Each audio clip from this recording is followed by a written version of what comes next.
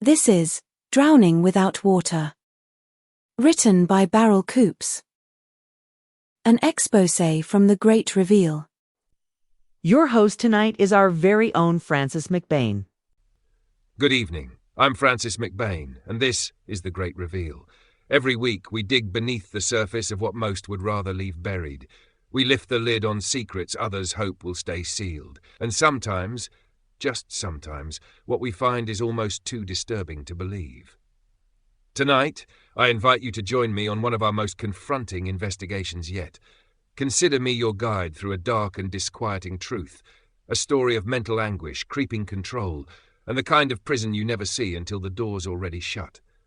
Now, when I say domestic abuse, I know where your mind goes. Most of us think of a man raising a fist to a woman. But that's not what this is. Tonight, this is something else. He pauses. A few murmurs ripple through the audience. My team had been tracking Rochelle for months. What we uncovered wasn't just a story, it was a reckoning. A case that flips the script. Rochelle, charming, vibrant, intelligent, but beneath that veneer, something far darker. We discovered Rochelle to be a perpetrator of emotional and psychological abuse, and her target, her partner, a much younger man named Brandon. Now, many will ask the obvious. Why didn't he just leave? Why stay? But that question oversimplifies a terrifyingly complex dynamic. And I urge you, don't judge too quickly. We followed Brandon's story through interviews, recorded calls, transcribed diary entries, WhatsApp exchanges, police reports, and what emerged was something that reads like the raw footage of a psychological horror film. Murder, manipulation, addiction, deception, the whole list. And so, with our trademark mystery, tension, and truth, the great reveal begins. But let me be clear, this reveal won't end in applause. It's going to sting. It may anger you. It may hit too close to home. But if we're going to understand the full spectrum of domestic abuse, we have to talk about the kind that rarely gets talked about at all. This is Drowning Without Water, and this is Brandon's story. Now, before Rochelle enters the frame, bringing with her all the chaos and control, let's first step back. Let's meet Brandon. Let's understand where he came from. Francis takes a measured sip of water. The studio quiets again. Brandon wasn't exceptional by traditional standards. He didn't ace exams or make waves in school. He was ordinary, quiet, but sometimes it's the quiet ones whose stories hit the hardest. He paces slowly across the stage, hands clasped. He went to the local public elementary. Average grades, a good kid, friends were few but loyal, and he had one passion, wheels. Anything with wheels, the bigger the better. While the other boys dreamed of being astronauts or football stars, Brandon dreamed of driving Arctic lorries. Not the most glamorous ambition, perhaps, but it was his. Clear, grounded, real. After secondary school, too young to drive, he started where he could, working at a haulage yard as a mechanic's apprentice. He proved himself fast. By 19, the company had not only kept him on, they paid for his HGV training. He passed just before his 20th birthday, the youngest they'd ever backed. He'd planned to go independent, but his boss made him an offer, a hefty raise, stability, a future. And he earned it, a solid reputation, conscientious, reliable, never late on deliveries. Eventually he was trusted with the big clients, the long-haul supermarket contracts, big bonuses, and a new pride and joy, a fully kitted out Scania sleeper highline. To Brandon, it was a home on wheels. By 29, he'd bought his own flat. He had the income, the rhythm, the long stretches of open motorway, but for all the miles he clocked, Brandon was alone. Loneliness isn't loud. It creeps in, quietly, like condensation on the window of a cab during a cold overnight stop. Brandon didn't have many friends, not many women either. Truck stops don't bring lifelong romance. And the few relationships he had, they ended the same way. You're never home. He was 32. No partner. No children. Just his truck, his roots, and silence. He wanted a family. Deep down, that never left him. Then came Rochelle. They met on a dating app. She was older, mid-40s, confident, stylish. Her profile radiated control and charisma. And Brandon? He didn't see the age gap. His mum had always said judge a person by their character, not their birthday. Their early exchanges? Flirty. Clumsy, even. But she showed interest. Real interest. She asked about his rotes, his life in the lorry. She laughed at his stories. She told him about her 3 kids. "Love them to bits," she wrote, and Brandon smiled. It felt genuine. Francis steps forward again. Looking back, Brandon admits the warning signs were there from day one. Rochelle was always the instigator, the texter, the caller. She liked to talk, for hours. But in those early days, Brandon didn't mind. Why would he? Out there on the empty roads, nights alone in a cab lit only by dashboard glow, a voice on the line was company. It felt like someone finally saw him. She was 46. Brandon, younger. But Rochelle carried herself with confidence, fiery red hair, a figure she wasn't shy about showing off, and a wardrobe that turned heads. But Brandon wasn't looking for a showgirl. What caught him wasn't how she looked. It was how she acted. She was assertive, organized, in control. He told me once, "I thought I needed someone like her, someone to handle life while I drove through mine. Dinner plans, holidays, schedules. That's what the other truckers talked about. The good woman at home." He wanted that too. They met for coffee at a little hot spot near her house. Brandon still remembers it, how his stomach dropped when he saw her wave him over from the queue. He barely spoke that evening. Rochelle did the talking. Childhood stories, rants about her ex, long monologues about her 3 boys. And before the night was out, she'd already chosen the second date venue. Brandon didn't object. He was just thrilled there would be a second date. But it wasn't long before the tide began to shift. The relationship, if you can call it that, became a series of emotional ups and downs. Rochelle was relentless. Texts during the day, calls at night. "Where are you tonight? Who are you speaking to at the service station? Are you still in touch with your ex?" And when he wasn't on the road, she demanded his full attention. Every hour accounted for, what he ate, what he watched, who he was with, every single hour. Suggesting a day out together? Pointless. She'd override it. "Trust me," she'd say, "you'll like what I choose better." And Brandon complied. He was used to solitude in the cab. Now even that was filled with pings and phone calls. She texted him so often it blurred into background noise. 3 months in, Brandon began to feel it. The chill beneath the charm. If he visited his parents without telling her, she'd snap. If he reached out to old friends, they're bad news, she'd say. She'd twist it all, painting him as naive, easily used, too soft. "Let me protect you," she'd whisper. And Brandon? He mistook that for love. He thought it was maternal instinct, nurturing. He didn't realize it was the first step in his isolation. Rochelle had 3 boys, children from her previous marriage. The eldest, 19, lived at home, jobless, rent-free. The middle one, 14, fancied himself a future football star. And the youngest, 11, struggled with developmental issues, but Brandon believed he could do more if only Rochelle would let him. But she didn't. She wouldn't. She infantilized him. Baby talk. Constant supervision. An unyielding grip disguised as love. Early on, Brandon admired her for it. "She's such a good mum," he'd tell mates at service stations. "She just wants what's best for them." But slowly, the cracks widened. She was overbearing, not caring. Controlling, not nurturing. The eldest son coasted. Why work when mum pays for everything? The 14-year-old lived in a fantasy of being scouted by elite clubs. Rochelle fed the dream, blocked out reality. And the youngest? Still sleeping in her bed when Brandon was away. He told me that disturbed him. Deeply. But he was scared to bring it up. He'd learned setting Rochelle off wasn't worth the risk. When Brandon finally opened up to friends, told them about Rochelle, about the constant calls and questions, they all said the same thing. "You need to get out. You can do better." But Brandon couldn't. He told one friend, barely above a whisper, "If I leave her, I'll have no one." And that was the truth. Women had always felt just out of reach. Now he had one. And if he let go of Rochelle, he was back to silence. Back to the cab. Back to the void. He put it best himself. You don't realize what's happening until you're already committed. By then, Rochelle had rules. She needed to know everything. What time he left, which street he took, which warehouse, which rest stop, and most importantly, who he talked to. If he had a drink with a mate at a motorway cafe, the next morning Rochelle would be there with questions. Why him? What did you say to him? Are you talking about me?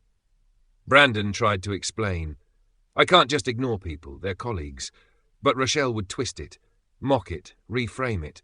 Manipulation was second nature to her. Brandon began to suspect she's been perfecting this longer than I've been alive. A somber beat. She even took over his social media, deleted female friends, cut ties. Before long, Brandon was down to one connection, Rochelle. She isolated him, systematically, until she was the only friend he had left. And this is the question we kept coming back to throughout filming The Great Reveal. Why didn't he leave? Why doesn't anyone leave? Especially when it's emotional abuse, psychological control, when the bruises are invisible. Because abusers aren't just tyrants, they're lifelines. They don't just hurt, they hook. Brandon, like so many women in similar situations, felt a tie, a gravitational pull. She was his everything. The attention, the warmth, the control, the punishment. She was the chaos and the comfort, the storm and the shelter. That's how coercive control works. It isolates, it confuses, it belittles, until you believe the only person who cares for you is the one breaking you down. Brandon believed her. He believed her when she said no one else would want him. He believed he was too damaged, too inexperienced, too strange. She made sure he believed it. He was 35, still dreaming of a family. So when Rochelle offered that, her house, her kids, her life, he clung to it, even if it wasn't really his. By their first anniversary, the illusion was breaking. She demanded he spend every day off at her house. Brandon barely went home. Once a week to water the plants and grab the post, he said. She wouldn't go to his flat, called it pokey. He said, I never liked walking into the madness, the tension, her moods, the noise, but I complied for an easier life. But what really broke him was the contradiction. She wanted him, but she despised him. He was comfort, backup, a fallback if her real world crumbled. But intimacy, affection, that died early. In 2 years, they'd had sex only a handful of times. Brief, mechanical, he said. She'd go straight to sleep. I felt used, then discarded. And then Martin.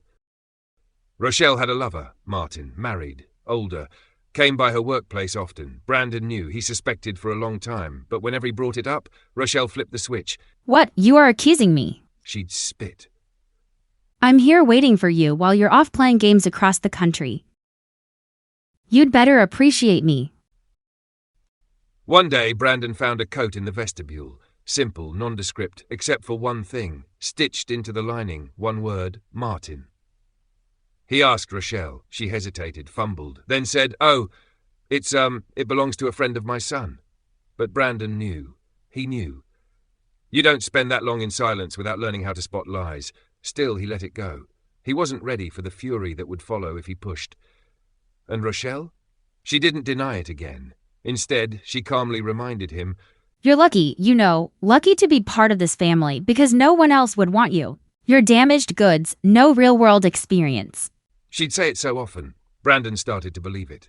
Francis pauses, letting the weight settle. Then he lifts a hand slightly as if drawing a boundary. So the terms were set. Brandon was hers, but on her terms. She didn't want him all the time, just enough. 3 nights a week.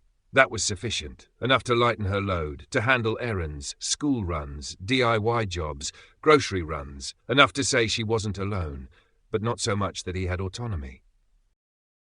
And heaven forbid he try to reclaim any of his old life. Rochelle would chip away at him constantly, telling him people couldn't be trusted, that friends used him, that family only wanted to manipulate him. Piece by piece, she built a wall, a reality where she was the only voice that mattered. And when she finished, Brandon was trapped. No way forward, no way back. To understand just how deep this went, The Great Reveal spoke to several people from Brandon's life. Some were willing to go on record, others only on the condition they remained anonymous. Here's what they had to say. I hardly ever hear from him these days, Said Grady. Rochelle hates us. I know it. She thinks she's above everyone. When Brandon does come to the office, he's distant, always checking his phone. He even let slip that Rochelle needs to know everything. He discusses. It's like she's his jailer. It's not love. My wife and I worry. He's given his life to someone who owns him.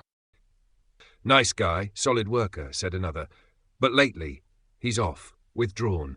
We used to grab a pint after a run. Now he's just sitting in his cab on the phone. I heard him once, Yeah, I'm alone. No one's with me. It broke my heart. I told him, leave her, but I don't think he can. Stanley was more direct. Brandon's always been soft. Too soft. That woman's got him trained. We used to post everything on Facebook. Now, last time we had coffee, he made me promise not to tag him. Don't let her know we met up, he said. That's not love. That's control. And then there was Bud. She's cutting him off. From everyone. Everything. She's pulling every psychological string to keep him tethered. And when she's done, there'll be nothing left of him. And before you ask, yes, we tried to speak with Rochelle's children, but none of them would go on record, unless Rochelle was in the room.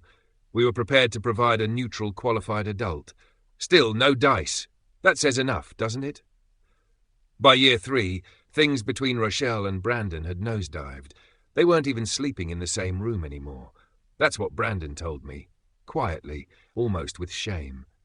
He knew, deep down, that Rochelle was cheating. He knew, but every time he tried to speak up, she'd turn it around, gaslight him, mock him. Oh, how cliché. You think I'm cheating, men, always picking at scabs. You're just insecure. You're all the same.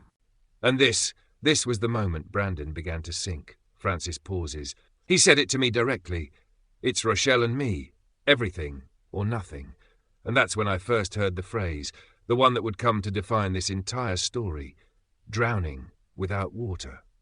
After that interview, after Brandon looked me in the eye and said it's Rochelle or nothing, I knew we needed more. So I asked our cameraman to give him something simple, a handheld recorder, something discreet, something he could hide in his cab. What we got back wasn't easy to watch. These weren't just updates, they were confessions, a man slipping frame by frame into something unrecognizable, not rage, not madness, but disintegration. The screen comes to life with video. Francis gestures slightly as the clip plays. She's killing me. I'm gonna die. She calls me 12 times a day. She makes me keep the phone up to my ear for background noise. If I say I'm going to sleep now, she says I'm cheating on her. My friends know. They all say I should leave, but they don't understand. The video cuts. Francis returns to frame. This was just one entry, one moment of many. Listening to these, it felt like standing outside a locked room, hearing someone slowly lose their grip. She didn't just control him, she implanted fear. And over time, Brandon stopped being a person. He became a ghost in his own life. A flicker of static, then another clip plays. If Rochelle cannot have her way, she's going to get rid of me. Get rid. His words, not mine. Paranoia or premonition? I'll let you decide. But it was one Friday night, during filming in fact, that things took a turn. Brandon told me what happened. He arrived home from a long haul, exhausted, and barely through the door when Rochelle screamed, My sink is clogged. You should have fixed it. Brandon, confused, asked what she meant. He just walked in, but she didn't care. Get in the car. Go get a plunger.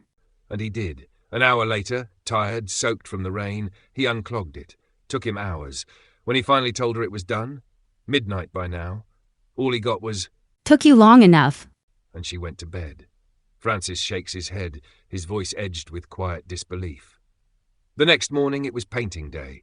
Brandon bought the paint. Brandon painted the walls. Brandon cleaned up. And while he was on a stepladder with her kids running beneath him, Rochelle came in to critique the colour, then casually dropped a bomb.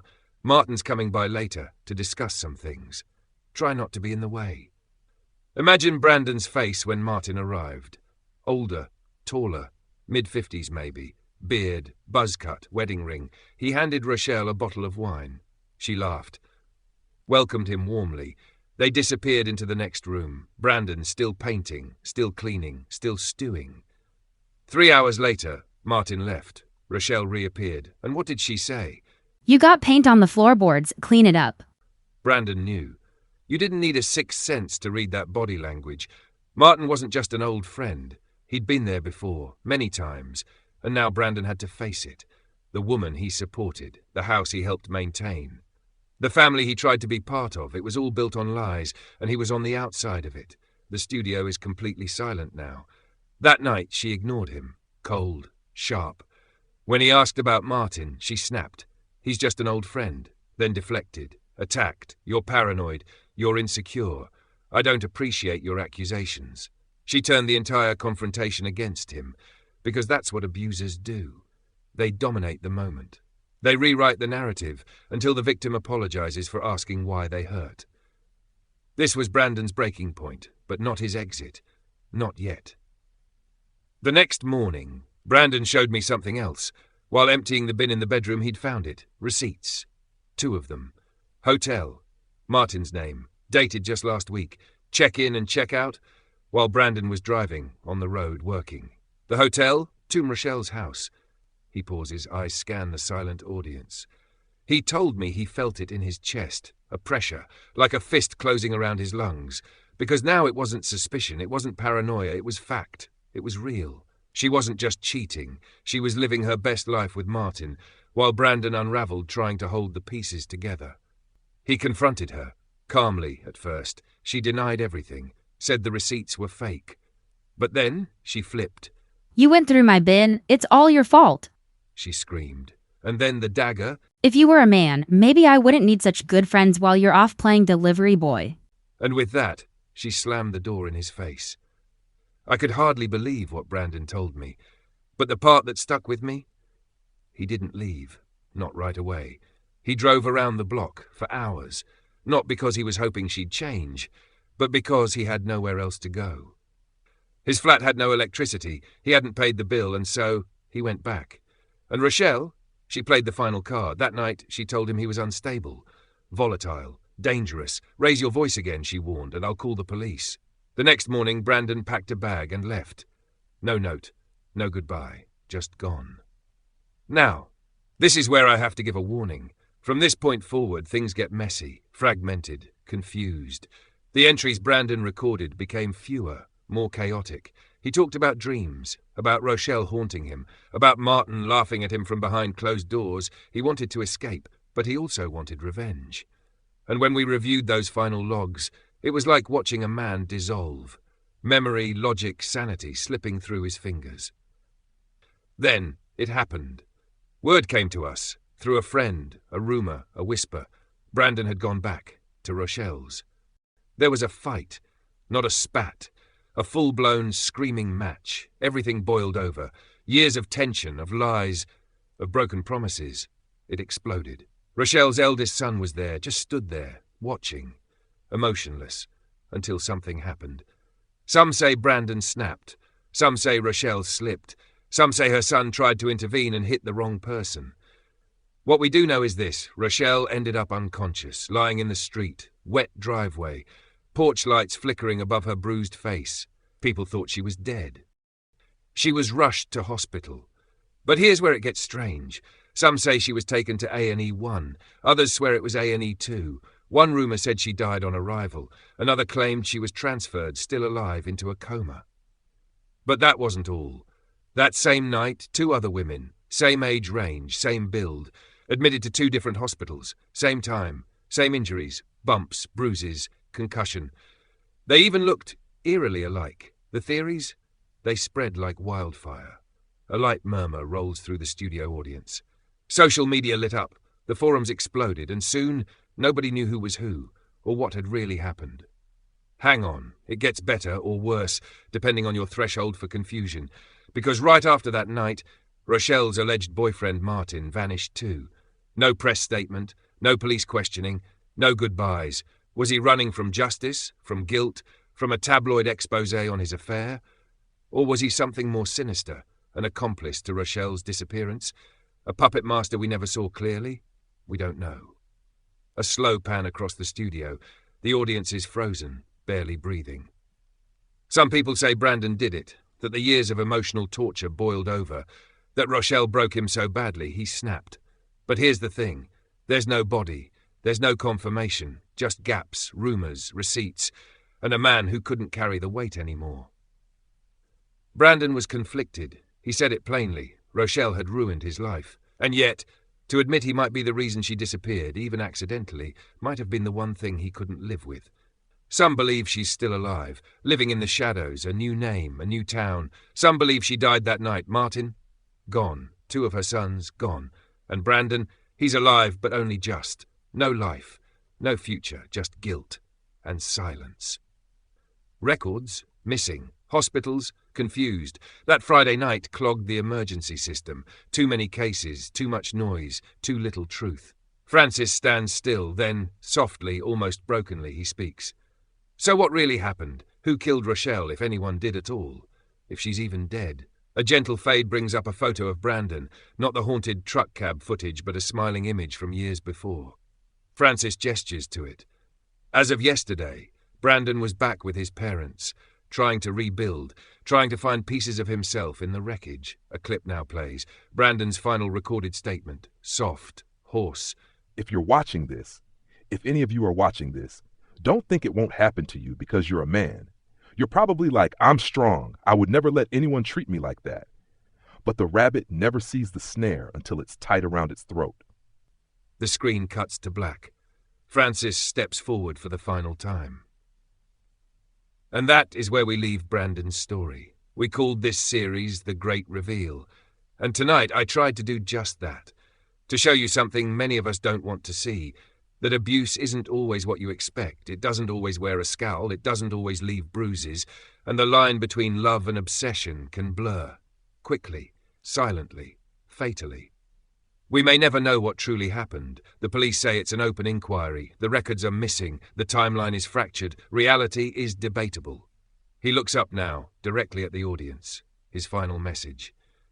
But if there's one thing we learned, it's this. Abuse doesn't discriminate.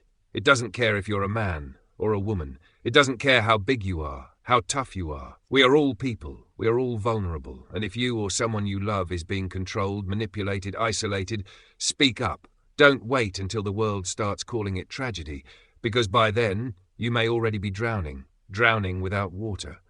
He chokes back a tear, composes himself. In memory of Brandon, who took his own life just 4 days before this program was due to air. The audience is still. The screen fades to black. This is Francis McBain, signing off. Until next time, stay vigilant, stay empathetic, and remember, abuse doesn't always come from the face you expect. The credits roll. You have been listening to Drowning Without Water. Written and produced by Beryl Coops. I hope you enjoyed my short story. Please hit the subscribe button so you don't miss the next one. I am hoping to release a new one every week to 10 days. Everything from spy, stories, mystery, thriller, humor, futuristic, fantasy, period drama, and romance. Something for everyone.